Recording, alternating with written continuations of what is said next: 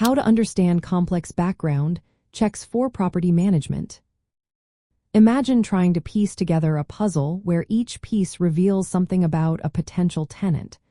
That's what understanding complex background checks is all about. It's a mix of different checks that give you a full picture of who your tenant really is. First, you look into criminal history. This check shows if someone has past convictions, pending charges, or warrants at the federal, state, or local level. It helps you see if they have a record of violent crimes, property damage, or drug offenses. Laws about using criminal records vary by state, so it's important to know what's allowed. You should consider how recent the offenses are and whether they relate to safety or property issues. Next, you review credit history.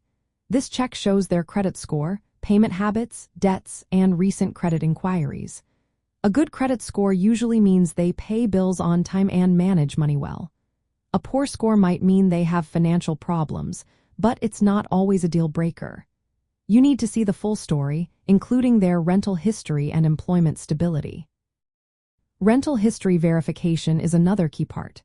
You contact previous landlords to ask if rent was paid on time, if they kept the property in good shape, and if they followed lease rules. If there are eviction records, that's a red flag. But keep in mind, some eviction records might be sealed or limited depending on local laws.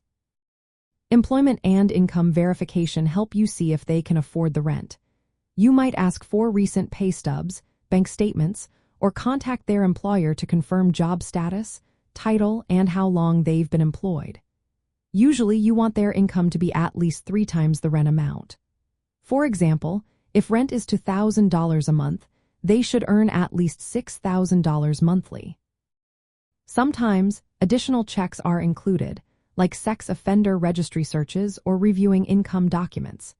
To handle all this, you need to understand that each check has its own rules and legal limits.